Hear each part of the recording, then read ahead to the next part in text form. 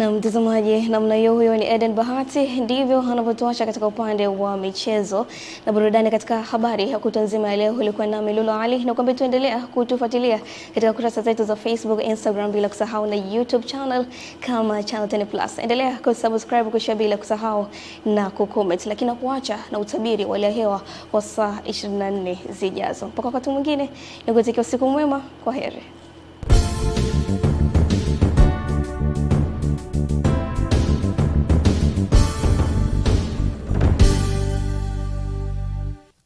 Ni siku nyingine tena, mamlaka ya hali ya hewa imejipanga vyema kabisa kukuletea utabiri wa hali ya hewa wa saa 24 zijazo kuanzia saa 3 usiku wa leo.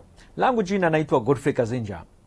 Mvua kubwa iliyonyesha siku ya jana katika mkoa wa Mwanza imepelekea kuathiri miundombinu ya barabara pamoja na kusomba magari kadhaa katika maeneo ya Mkuyuni mkoani Mwanza. Mpenzi mtazamaji, ni vyema kuendelea kuzingatia tahadhari na taarifa zinazotolewa kutoka mamlaka ya hali ya hewa Tanzania ili kujiepusha na athari ambazo zinaweza kuepukika. Kwa usiku wa leo, mpenzi mtazamaji, ni matarajio yetu maeneo mengi ya nchi yanatarajiwa kuwa na hali ya mvua na ngurumo katika maeneo machache.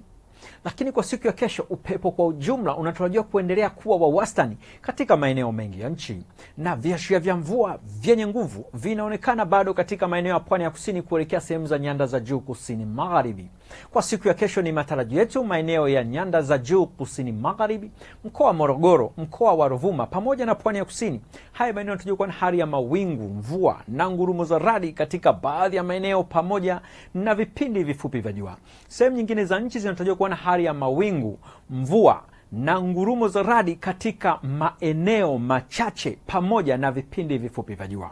Kutoka mamlaka ya hali ya hewa Tanzania, hatuna la ziada. Asante na nikutakie wakati mwema.